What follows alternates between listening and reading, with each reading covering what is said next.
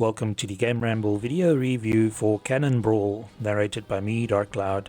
As always, the full text version of this review can be found on the GAMERamble website linked below. Also, please keep in mind that this review was originally published in 2014. The TLDR is that Brawl is a highly addictive title that blends several genres without making any compromises. The action is fast-paced, but strategic thinking is rewarded, and the balance is also very good. While the adventure mode is brief, the AI battles and multiplayer modes will keep you returning for more. Brawl should be high on your wishlist if you want an entertaining title to play against friends, either online or locally. Gameplay receives a 9 out of 10. Brawl is fast-paced, challenging, and very addictive. Graphics receives a 9 out of 10. The visuals are colorful and polished, but can sometimes be cluttered. Sound receives a 9 out of 10. The game features a decent soundtrack and good sound effects. The overall score for Brawl is 9 out of 10. And now for the full review. What's a princess to do when her jealous uncle decides he wants to take over her father's kingdom? Jump into her airship and engage in some warfare, of course. Brawl might be light on story, but it more than makes up for it with some explosive action. With its blend of real-time strategy and artillery gameplay, Brawl is a game that doesn't let up for 1 second and keeps you on your toes for the duration of each match. You start out controlling the princess in her airship, but throughout the campaign unlock more captains, each with their own unique airships. They all have their own abilities as well, with some able to heal surrounding buildings or drill underneath enemy structures, while others have rechargeable shields or can shorten the cooldown time of their structures. These abilities take time to charge in order to prevent abuse, but they are powerful tools in your arsenal and with proper use can really turn the tide of battles. Brawl places you in direct control of a very maneuverable airship with which to zoom around the relatively small levels.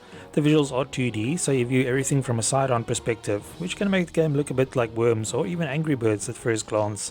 Each match begins with you and your opponent placed on opposite ends of the level, each with a castle to protect. Whoever loses their castle loses the match, so protecting it is your top priority. Apart from a few of the captains, your airship doesn't have any direct attacks, so you must build structures to go on the offense. Your airship is also invulnerable, so you don't have to worry about getting hit by anything. Each map has limited resource points, where you can build a mine to generate cash. If the mine is blown up, you lose the ability to gather the resources until it's rebuilt, but because the terrain is destructible, it's also possible to blow up the resource point. If this happens, no mining can be done there, but you do unlock new ways to generate income later in the game. Before you can build anything, you need to expand your territory, which is done through balloons. Matches are usually a scramble to expand territory, build on resource gathering points, and then go on the offensive. You can only bring 5 structures into battle, and there's no shortage of them to pick from, making it hard to decide. The game balance is quite good, so there are no buildings that feel over or underpowered, and you can usually formulate some good strategies no matter what you take with you. New buildings are unlocked as you make your way through the 20-level campaign mode, which almost makes it feel like an extended tutorial for the real meat of the game, the multiplayer. A few boss battles offer some variety as you have to adjust your tactics for a moving target, but overall the campaign mode will be over before you know it. Brawl offers 1v1 online multiplayer with ranked matching, private battles and even single screen battles where you can take on a local friend. Unfortunately there are only 7 multiplayer maps. If you're not a fan of multiplayer gaming, you can still have some fun after finishing the campaign mode by taking on AI battles against bots at your chosen skill level.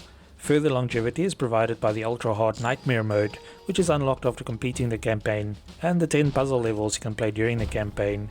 The puzzle levels in particular are interesting as they shake up the formula with new requirements, such as destroying a castle with tricky placement in only 1 or 2 shots, or surviving an onslaught for a certain period of time. Playing the multiplayer or Nightmare mode also earns you experience points, which can be spent in the armory to unlock more buildings and pilots. So while it would be easy to fault the campaign mode for being too short, there is plenty more to do in the game afterward. When it comes to the actual gameplay, Brawl is an absolute joy to play. Anyone who sees the game for the first time might think it's pure chaos, but everything makes perfect sense while you're in the thick of it.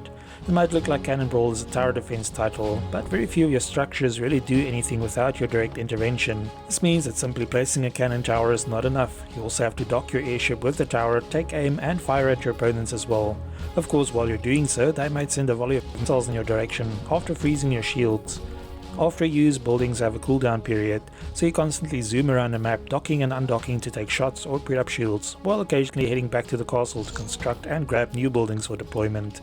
Matches are usually over very quickly, which is good as it gives you very little time to become bored and forces you to keep on your toes.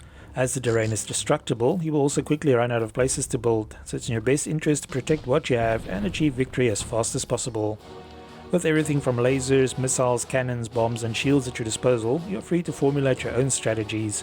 You can either focus on fortifying your operations before retaliating, sacrificing defense to go on an all-out offense and hope your enemy succumbs before you do, or use sneaky tactics such as destroying resource points and bribing enemy buildings to deflect to your side.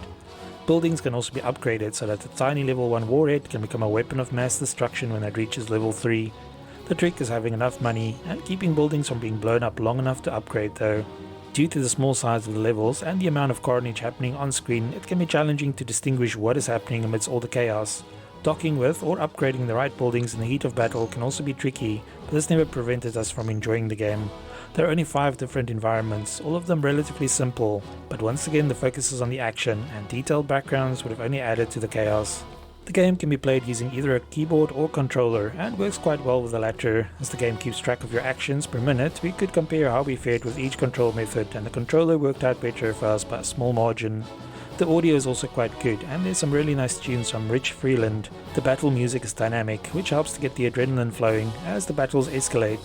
Overall, there's nothing we can fault about the audio, as the sound effects are spot on too.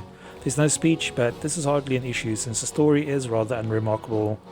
Cannon Brawl is definitely a game that hooked us right from the start and continued to grow on us the more we played it. Even after finishing the campaign, we still found ourselves going back to the AI battles to complete the mini quests.